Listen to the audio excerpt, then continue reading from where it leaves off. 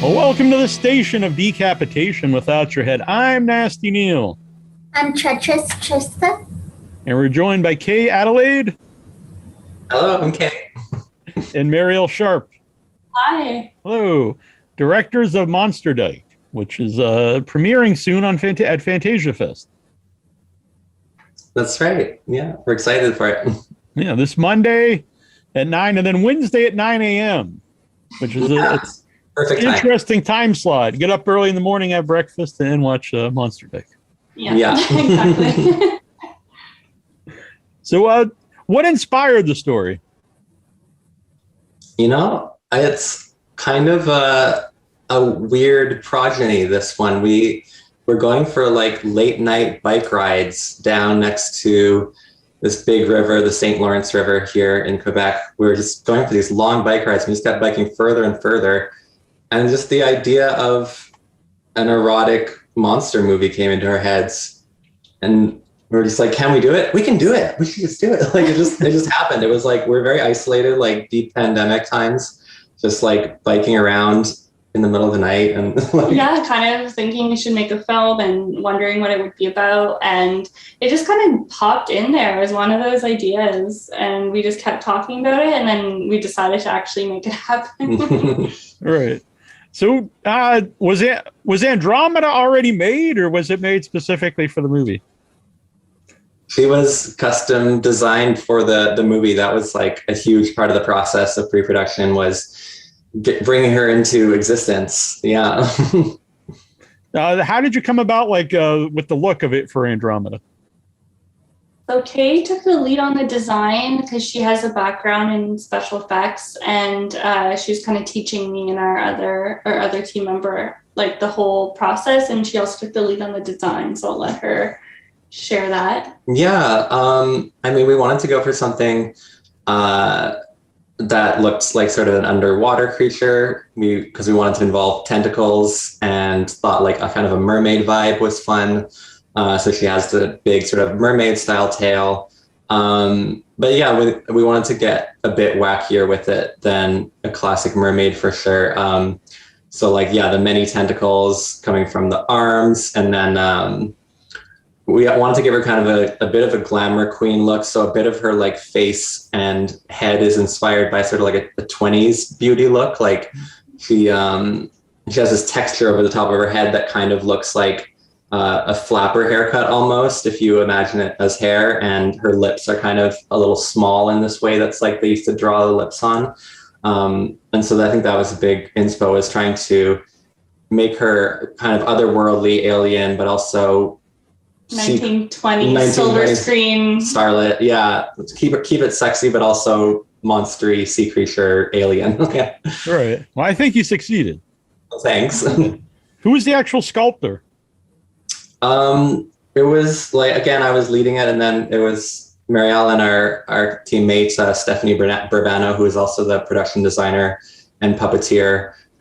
We kind of all had our hands on the sculpture. It was kind of a collaborative process based off the design I mocked up. Like, Where is Andromeda now?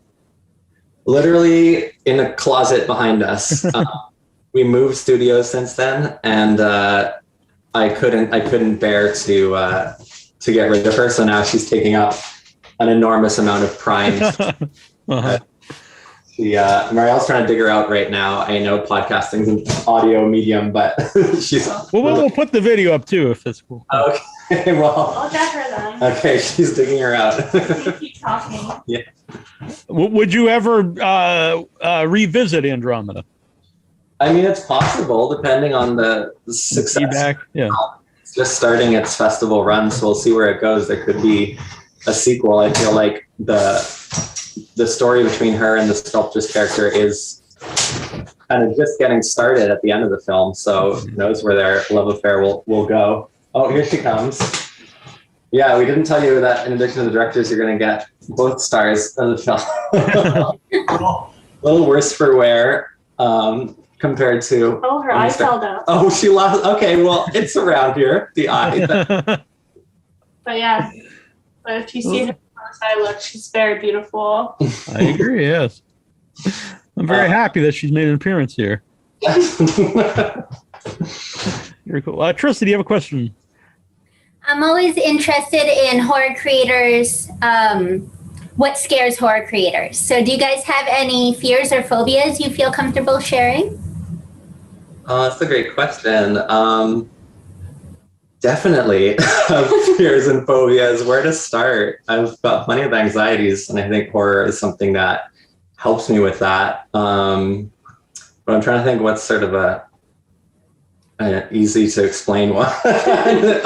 For me, it's like anything like medical, like hospitals, doctors, like anything like that. It's not my thing. Yeah. Yeah. Oh gosh, what came up recently that, okay, this is really specific, but I guess because we're talking about horror movies, like, because I have a background in special effects, I feel like I look at a lot of gore very academically and don't really get, like, don't go, when something gory happens, I go, oh, I wonder if that's silicone or latex. Like, I just like, yeah, kind of. But then for some reason, people getting stabbed in the back while they're lying on the ground really bothers me. I don't know why. I've only seen it in a handful of movies, but that, I don't know, maybe a past life is how that ended for me. I don't know, but it's like somehow it just gets to me. I don't know. But I wouldn't say it's a phobia, but that's that would be a weird phobia. I have a fear of laying down and being stabbed in the back. It scares me. Yeah, it scares me for some reason more than, I guess, just the vulnerability of it. But yeah. Mm-hmm. That's interesting. That was a very specific answer, as you said. So have you watched the movie with other people yet? A few people, not a lot really. Like a couple close friends. Yeah, some close friends. I'm always like covering my face, embarrassed because I've never done this exact type of acting before. That's on the more erotic side. I'm a little shy about it, but so far the reaction has been really great. Like we can't wait for the Fantasia premiere so that we can get more impressions, because this really is like our pandemic project that we just made like in the dark of night in our studio, like in Montreal winter pandemic. So it's kind of nice to get to see how people react to it and like put it out in the world. Yeah. So far we get a lot of laughs. Which is great. Intended. Yeah. Yeah. All right. You said, you're watching the scene, you're kind of hiding your eyes, but what was it like filming that? It was pretty good. I mean, we had such a tiny crew of people we really cared about. Like literally it was 4 people in the room, including us. It was us 2. Stephanie Burbano, we mentioned, who was doing like all the puppeteering and the art direction, helping with the special effects, which I was like also kind of doing while acting. And then Naomi Silver Vizina, she did like all the camera and lighting and grip, like, which was such an effort. And so when there's that few people around, you're pretty comfortable with them. Like, it felt pretty comfortable and like pretty good. It was maybe rushed, if anything, just because we were trying to shoot it all in one night, which ended up being a really long night. Yeah. I think the sound effects really add a lot to it. Yeah, it was all shot MOS, so we had to find all that at the end because we were using the old crank up Bolexes that you can't do sync sound with. So we had to locate or ADR everything in afterwards, and so that was kind of fun to figure out how to make those sounds. And I was wondering, where do you Google those sounds, or do you actually make them yourselves and then record them? Play sounds, which is appropriate because Wet Mud was a good one. Yeah, Wet Mud we used a lot. Yeah, it's like welching. Yeah, like and some of them we made, like Annie is like alien. We call her Annie. Andromeda's nickname is Annie. Yeah. Her like alien pleasure coo is just me with like and then we like sped it up and layered it to make it sound more alien. Yeah, I think that makes me. I loved it anyway. Both Trista and I really liked it. We talked before we went live here, and I think that makes me appreciate it even more. Trista, you have another question? Yeah, before we went live, you guys mentioned that you're in rehearsals for something else. So can you tease us with your next project? Yeah, sure. So I was rehearsing today for a short film I'm writing and directing. We're shooting in like 1.5 weeks. And it's a short gothic horror film called Where the Witch Lives, and it's about a really messed up family. Yeah, and so that's what we're working on. Kay's on board as well. She's like doing special effects and also some art direction as well, and just being my person for everything. And I'm also in development on a feature called Transvengeance that is essentially a revenge kill list movie where the protagonist is a trans woman who was brought to the brink of death by so many people doing her wrong. And she was declared legally dead, but secretly has come back from the dead and is now reaping revenge on all the people who led to her downfall. And each of these people kind of represents a different facet of society that systematically holds down trans people. So it's a horror comedy, but it's got like the message behind it. But the splatter and the laughs are like the biggest part of it, I think. Like, That's really interesting. I was telling Trista beforehand too, like I'm really interested in watching your other projects. Oh, great. Thanks. Yeah. Thank you. I saw Don't Text Back won Best Canadian Short last year at Fantasia. Yeah, it did. Yeah, we were really happy about that. Yeah, that was another one that we did with a pretty small crew. Less small because it wasn't the pandemic yet, so we could still have like a bigger crew easily, but still pretty micro budget, just like labor of love, but then it was able to have a really great like reception and a festival tour and everything, which was really awesome. Did you get to go to any festivals for that one before they were virtual? That's virtual, but it was great. Honestly, I like the virtual festivals, to be honest. Yeah, there've been some really good ones when they set it up right. It's still a really fun experience for sure. And getting to watch films, and I mean, one day we'll travel again. Yes. We'll see. Yeah, that's how I feel. But yeah, I've decided not to travel the rest of the year. I was gonna go somewhere, decided not to. But we do our short festival for Without Your Head, and it's fun. It's everyone, the community gets together and watches movies together, which was the thing I missed about the festivals, watching it with other people, and interacting. And it's different than everyone getting together, but you still are, in a way, some of it's better in a way because you can people from other parts of the world can watch it. It's not just one location. That's exactly it. Yeah, it's got a lot of reach. Yeah. Is Don't Text Back available anywhere online? Not quite yet, but we'll keep you posted because we have something cooking for that. Yeah, it's still wrapping up its festival run, but it will be available at any time on a place. Both Trista and I were happy to see that you both worked on Bleed With Me, because we were big fans and we had the director and the cast on last year. Oh, nice. Yeah, so glad you liked it. Yeah, I was the producer on that, and Kaye was the special effects and caterer. Yes, she's the best girlfriend in the world, and she's my butt. Yeah, so I was mixing a big pot of fake blood with one hand and a pot of stew. I'm glad you didn't mix those up. Sometimes, yeah. Or I guess it depends. You don't want to feed people the fake blood, but maybe you can spray them down with like stew or something. It would still look Exactly. I mean, all the fake blood that I made for that was edible because there was a lot of it going in people's mouths and bodies and everywhere. So it wouldn't have been such a big deal, but I don't think people would have had enough energy if they only ate corn syrup for dinner. I don't think that would have been a sugar crash in the middle. That's a good lesson to be learned, I think. But how did that come about, working on Bleed With Me, producing it and working on special effects? So we went to film school with the director Amelia. Oh, nice. I also produced her short film Undress Me in 2017, and Kaye was also special effects. That was a body horror film, all practical effects. And she wanted to do a feature, and we had some traction from the short, and so we were able to apply to Telefilm for the micro budget feature, and we got it. So it was kind of thrown right into it, my first feature as producer.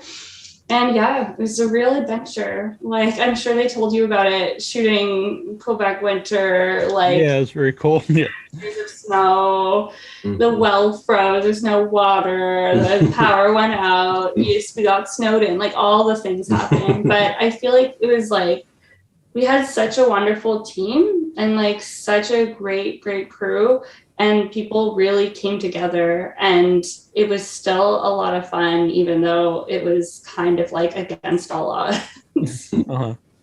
I assume that's a good bonding experience too with everybody, especially Yeah. your first feature. And We still have like a group chat with like the cabin of people we were staying with, because it was like we rented a few cabins, and so like ours was like Chalet 95, and we still have like a Chalet 95 group chat. So we bonded so much, like all sharing this one cabin together as roommates for the month we were shooting. Like The connection has stayed with us. Yeah. why did you shoot Monster Dyke in 16 millimeter in black and white? Yeah, that's one that we've been kind of questioning ourselves a little bit, because we just decided to Sounds like a good idea. yeah, I mean, one reason is that I had several hundred feet of black and white film sitting in the freezer that needed to be used, but like we also had access to video cameras, and you know, there's other ways we could have done it, but for some reason we're like, this is the right artistic choice. I don't know exactly. I think we just wanted to challenge ourselves was the real answer, because we were like, we can only be us plus maybe one or two other people.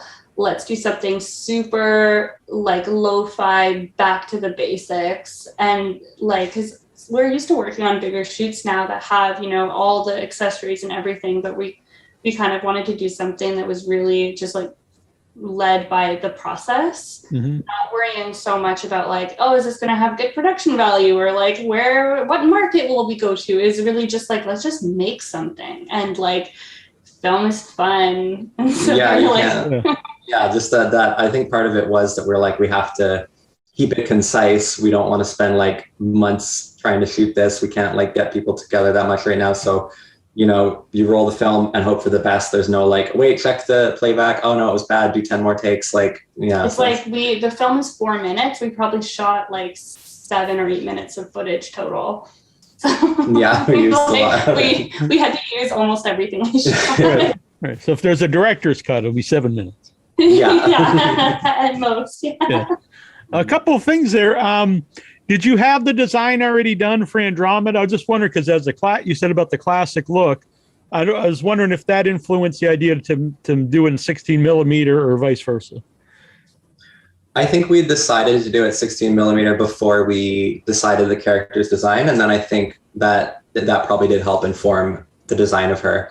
Like there was a lot of talking, like at one point we were saying, we were thinking about not making her really sexy at all. It was maybe going to be like a strange abstract like mass of like more Cronenberg-esque mass of like tentacles and lumps and eyeballs and teeth, you know, like that it could just be, but we decided to instead go a bit more classic as we developed. Yeah, there's something that lent itself well, like about the kind of silver screen vibe when we were shooting black and white for sure.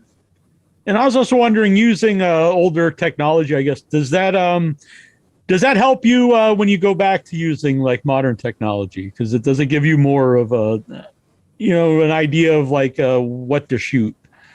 Yeah. I think it forces you to plan so much more. You need a really concise shot list. You can't be like, we'll show up and just get coverage from every angle and figure it out in post. It's like, no, you need to know what you're shooting, because we will run out of feet of film and then there'll be nothing we can do. So like figure it out. Like being really efficient with the shot list, and then like technically too, again, it's kind of like as a director, like I consider myself relatively technical, but there's a lot of stuff I don't know. So when I see like all the cameras with everything and like the histogram and this and that, I kind of like lose a sense of feeling like I kind of can wrap my head around everything.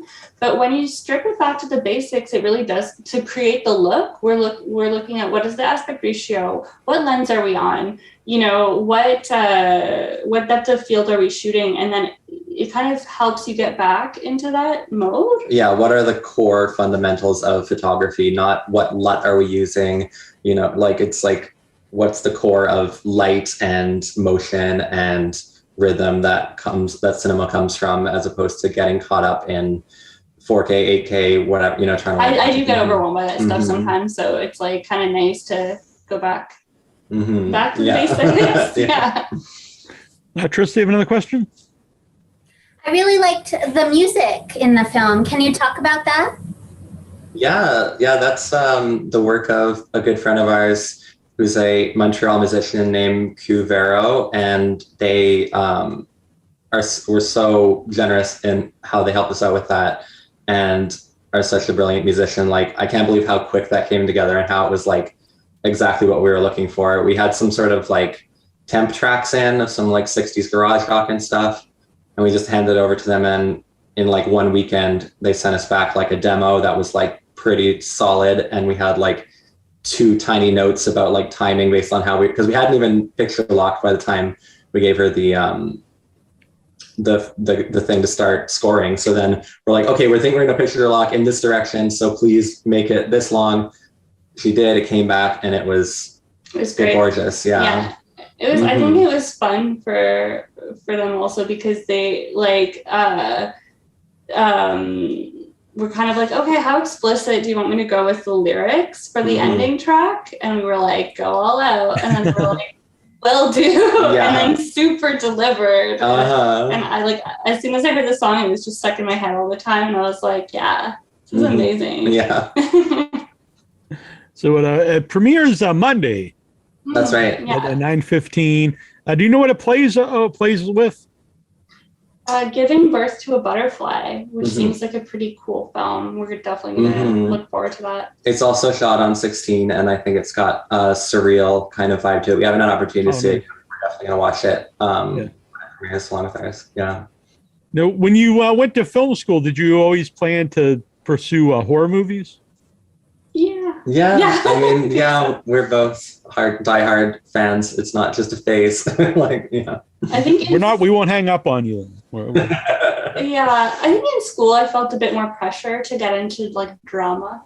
Like a lot of the films that are produced from the film school at Concordia, where we went, are very much like in the drama genre, and good films too, but like they never really grabbed me. I felt a bit of pressure. Like I did a short film like when I first graduated that was sort of like, I don't know, this more dramatic story, and like in the end I didn't want to stay in the genre. I was like, I just want to do horror. Bit of comedy. Yeah, he's more into comedy actually. Yeah, no, I'll try to write things that are totally serious, but I always end up throwing in a million jokes, even by accident. Sometimes, like, it just happens. So horror comedy is very my jam, more than like straight terror horror. Like, yeah. Yeah. Do you have any favorite horror comedies? I mean, my favorite movie of all time is Evil Dead 2. I'll just never get over it, for sure. A more recent one I saw that I really loved was, I'm forgetting the name. Completely forget the name. The one with the summer camp, or a different one? Oh, that was good. No, I'm thinking about, she's stuck at home and, as soon as you're on the spot. Yeah. Oh yeah, that's my favorite. It's a New Zealand film that's a horror comedy, and this woman thinks there's a ghost in her house, and it's a guy. No, sorry, it's a spoiler. Yeah, spoiler. No, but then that. Oh, damn it. Okay, it'll come back to you. Yeah, it will. It'll come back to you. Trista, do you have a question? How do you think your skill sets complement each other when you're collaborating? I think they complement each other really well, for one thing. Like, that's good. We're also a couple, like, so it's nice. So you have like a good chemistry as partners, and then that definitely carries into the creative as well. Yeah, I think like a lot of the things I'm stronger at, you're weaker at, and vice versa. A lot of things I'm weaker at, you have strengths in. So, I mean, obviously, for example, the special effects is like my background, but then producing and logistics and all these things are way more your side of it. And also technical directing, you have like better knowledge and experience of, whereas I think I have a lot of experience of like working with actors, because I have a background in theater. So like sometimes and I have experience acting, which I think gives some insight into that side of directing also. Yeah, you're very good with like blocking and action and staging, and I feel like I'm more into like directing like the dialogue, or like rewriting little bits of dialogue here and there. Mm-hmm. And and then I'm all about logistics, and Kaye is like into the effects, so it works really well. Yeah. Yeah. Also, like our astrological signs are really complementary. Like I'm an Aries, so I'm all about starting the project and like getting it kicked off. And Kaye's a Libra, so she's really good at balance and finishing stuff. Yeah, no, it's true, because you're like the pre-production star. We're both great at production, and then I'm the post-production star. By post-production, I'm like, I'm tired. I want to do a new project. And then Kaye's like, no, we must finish this. I'm like, why? So, Mariel, what are some of your favorite horror movies? They don't have to be horror comedies, but what are your favorite? Oh, I have so many. I mean, I'm a huge fan of like the gothic horror genre. Like, I think one of my favorite films is The Innocents from the 60s, with a screenplay by Truman Capote and starring Deborah Kerr. It's probably the only film that's ever really, truly scared me deep down, with these creepy possessed children, and it's shot in black and white. It's just like a terrifying, terrifying film. So I love that movie. And what else do I love? I like 70s horror a lot. I think otherwise, Carrie is a classic. I love that over the top. You know, Brian De Palma is like a really problematic person, I think, and a problematic man. But he's probably one of the only guys like that where I'm like, oh, damn it, I still like the movie. Like, I really like Carrie a lot. It is a very good movie.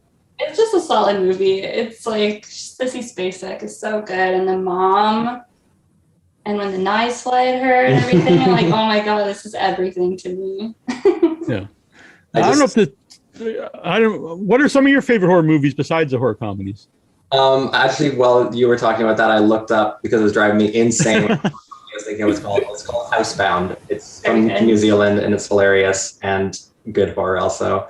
Other favorite horror movies. Wow. Again, on the spot, I'll forget everything I've ever liked. I love like pretty much all the films of David Cronenberg. I think like largely, like partially for the practical effects, but also for the filmmaking point of view. Like I absolutely love Videodrome just for the aesthetic and everything. Big fan too. I used to rent it a lot as a kid at the VHS store. Yeah. And The Brood. I love The Brood. Yeah. Great movie. And like, but again, I don't know if Cronenberg as a filmmaker I also love, because like Crash is definitely one of my favorite movies, but it's not really horror. It's definitely genre in a certain way, but I think it's brilliant for sure. Yeah. But also, like most things by John Carpenter are all my favorites. The Thing, of course. Like, I mean, you can tell I'm into slimy effects, so it's like it's going to be an obvious one. But yeah. But The Thing comes up a lot lately, and I agree. And I always think it's the best of both worlds. It's got the slimy monsters, but then it's also very well acted and made. Yeah, it's a great movie. Mm-hmm. And cold. Yes. Yeah. You can relate to up in Canada. Absolutely. Yes. Trista, do you have another question? Can you guys talk a little bit more about True Sweetheart Films and what your mission is or what you want to specialize in?